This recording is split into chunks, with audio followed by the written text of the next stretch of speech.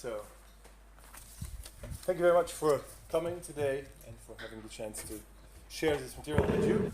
The subject I will talk about today is part of my doctoral dissertation, Was Deutsch und Echt, articulating a German operatic identity, which I defended in 2016 at the University of Amsterdam, which will be published at Brill Publishers next year, hopefully. In this study, I am particularly interested in the creation and development of notions of what German opera is and what it stands for. A discourse I've tried to trace by chiefly studying 19th century music journals, and while studying this I stumbled upon German language opera companies performing abroad. Hopefully this phenomenon, which I will discuss with you today, enriches your understanding of the transnational dynamics of 19th century opera, and particularly the role of German opera within this transnational dynamics. Recent German musicology tends to marginalize the international significance of early 19th century German opera. This attitude can be traced back to the 1990s, when Anno Mungen characterized German early 19th century operatic activities as an exclusively national, if not regional, phenomenon. And Sieghard Döring and Sabine Henze-Döring called German opera of this period a mere cultural import compared to the lively cultural transfer taking place between France and Italy.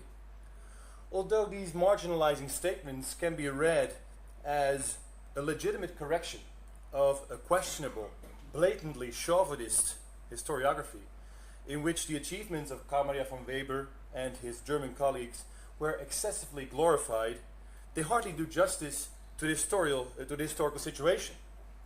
A study of German language opera companies performing abroad reveals that German opera indeed became a more prominent player on the international opera stage during the 1820s and 1830s.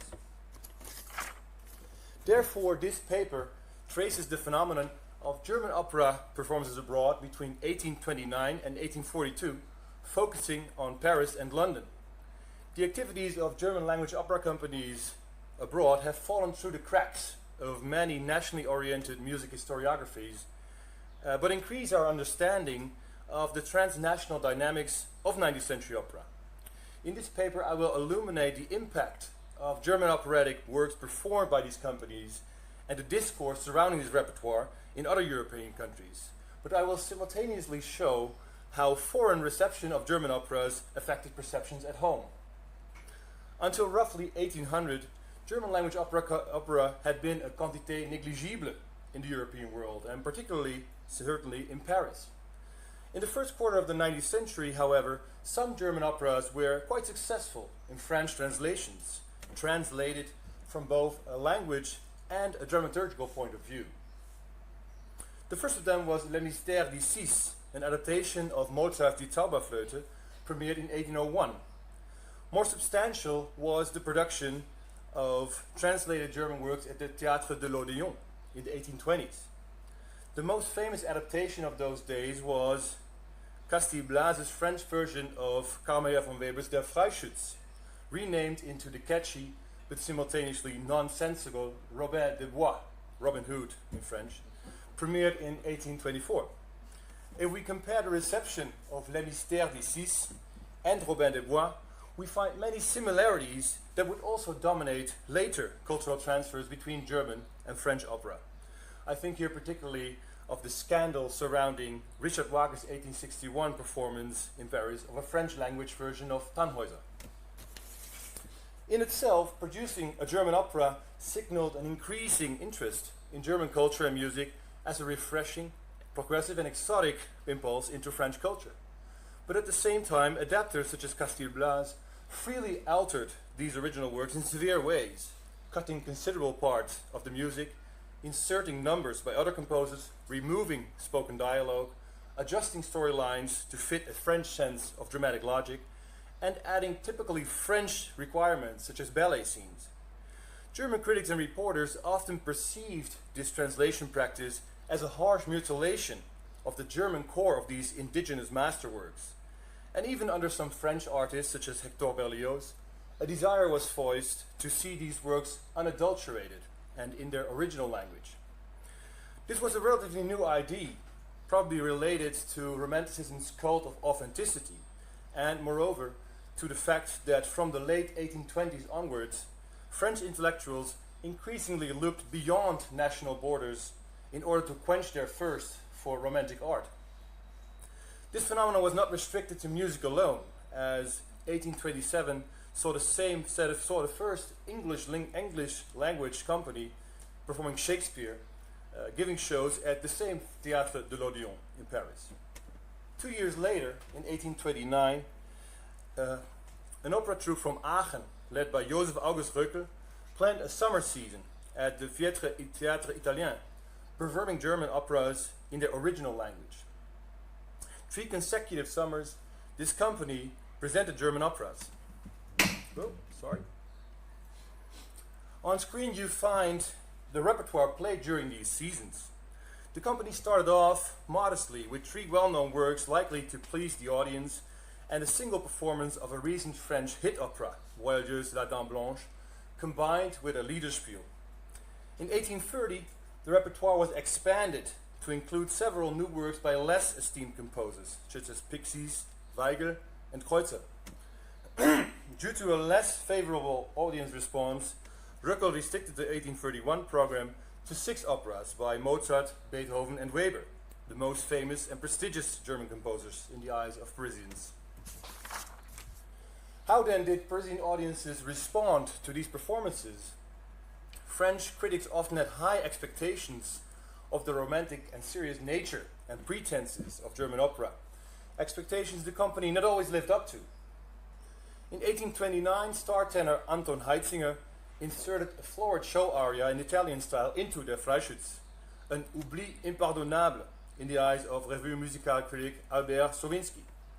A year later, François-Joseph Fétis questioned the romantic pretensions of Pixies' Bibiana in the revue musicale.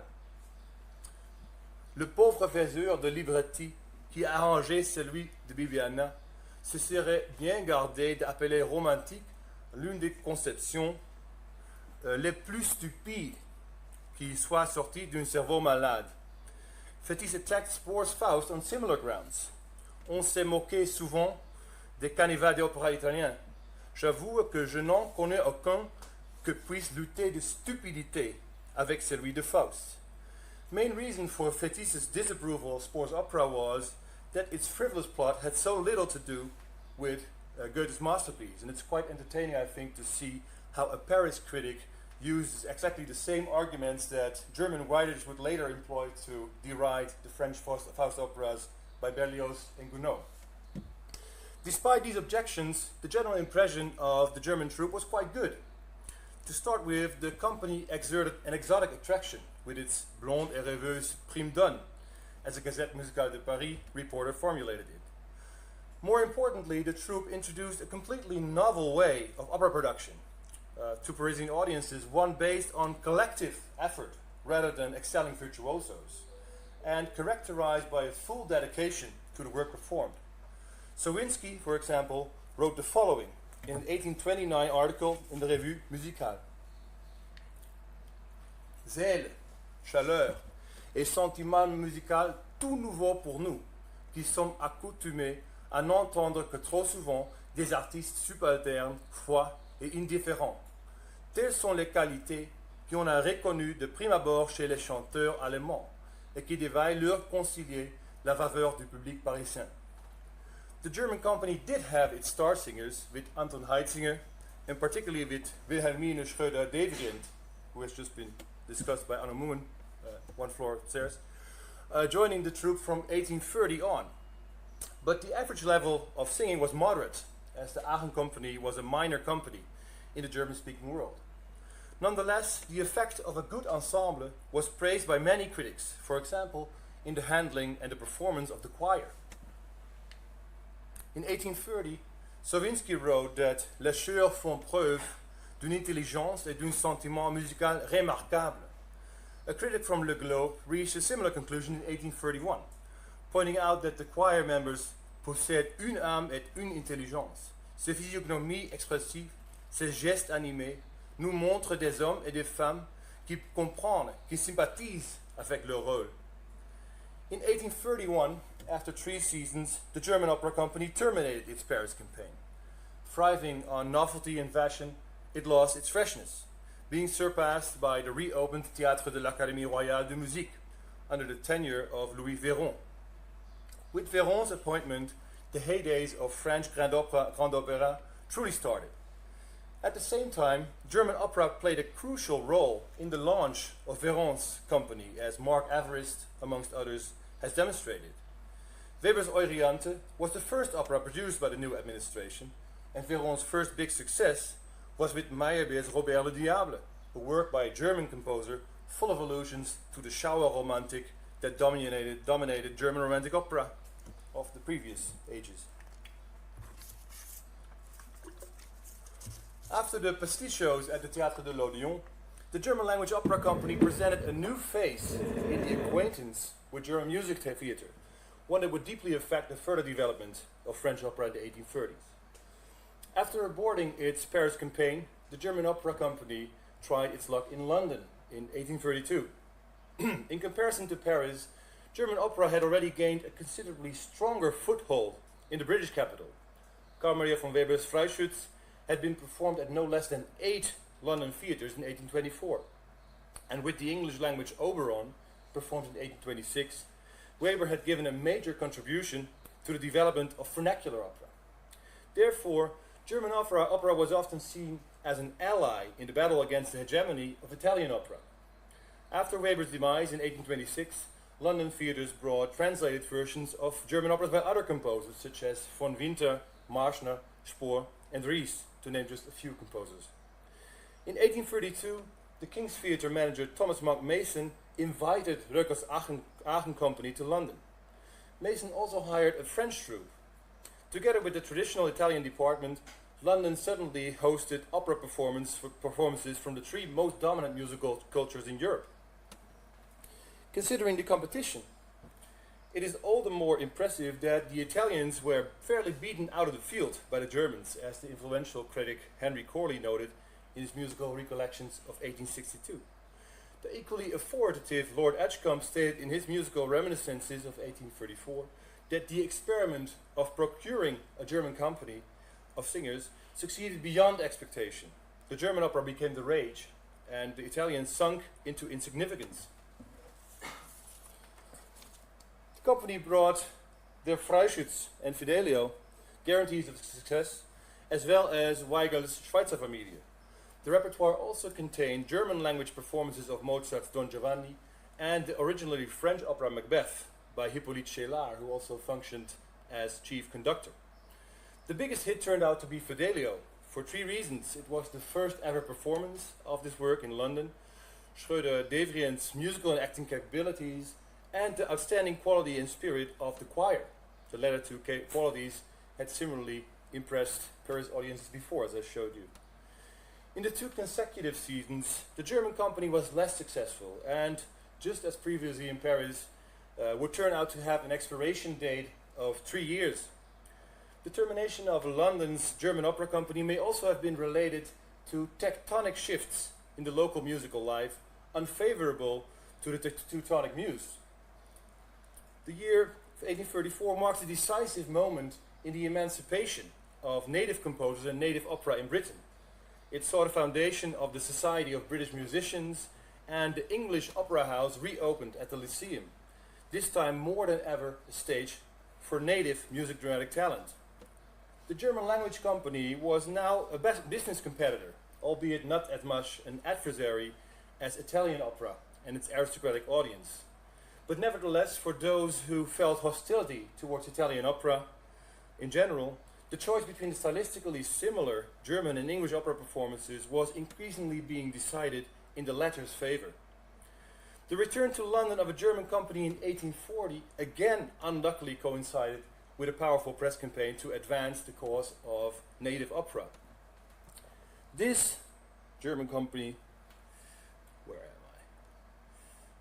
this German company performed in the relatively small St. James's Theatre, bringing Mozart's Don Juan, Weber's Euryanthe, Kreuz's Nachtlager in Granada, Gluck's Iphigenia in Tauris, and Spohr's Jesonda and Faust. These performances were relatively well received and well attended. Within the native opera debate, the company was spared the kind of condescendence often directed at the high amount of German works on the Philharmonic Society program, or the status of Italian opera in London musical life.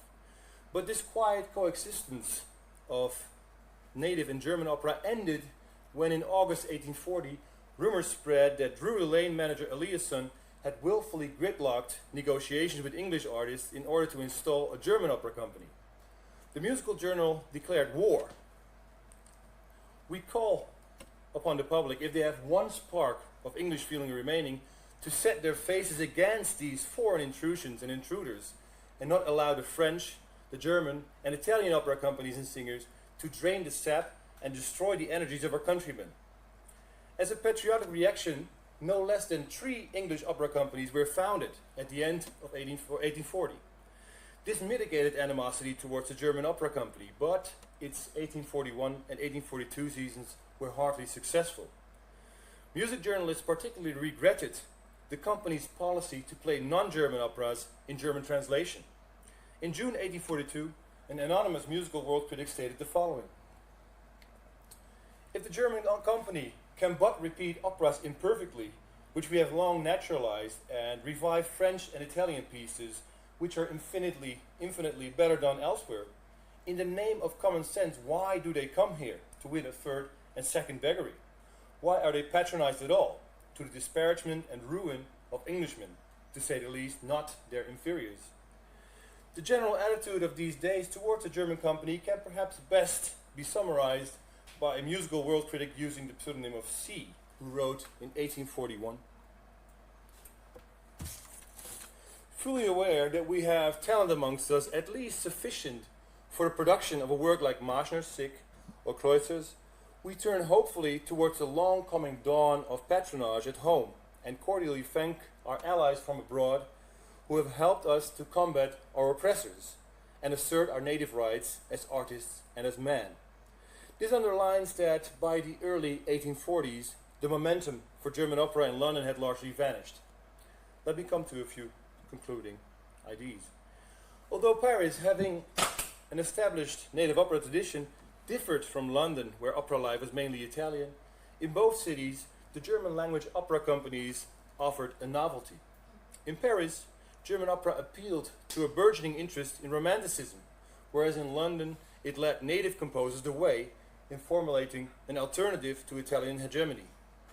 In general, German opera and its performance seem to have adumbrated a new, upcoming ideal of fidelity towards the composer's creation, putting the work rather than the performing singer at the center of attention. The German company shows revealed to non-Germans that even an ensemble without stars could be highly impressive if it worked together collectively. This unprecedented collective effort turned the choir into the true star of the German stage. I strongly believe that these performances were a crucial factor in a general trend. Aesthetic principles of German opera, such as seriousness and romanticism, stylistically steered French opera in new directions, while stimulating campaigns for the emancipation of English opera. For the esteem of German opera in the homeland, the performances abroad presented a clear win-win situation. Foreign success affirmed the idea that this national art was gradually taking over the world, whereas foreign maltreatment, such as the pasticcios of Die Zauberflöte and Der Freischütz, or indifference from local audiences towards German language companies, reinforced feelings of cultural superiority. At the same time, the increasing incapability of these German opera companies to present new vernacular works reveals the crisis of German opera production in the 1830s, when French opera assumed the role of innovator and German operatic chauvinism became increasingly misplaced. The campaign of touring German companies has certainly not been an unequivocal triumph, but I do believe that tracing its paper trail at least allows us to recognize German opera's role as an agent in transnational operatic developments during the 1820s and 1830s. Thank you very much.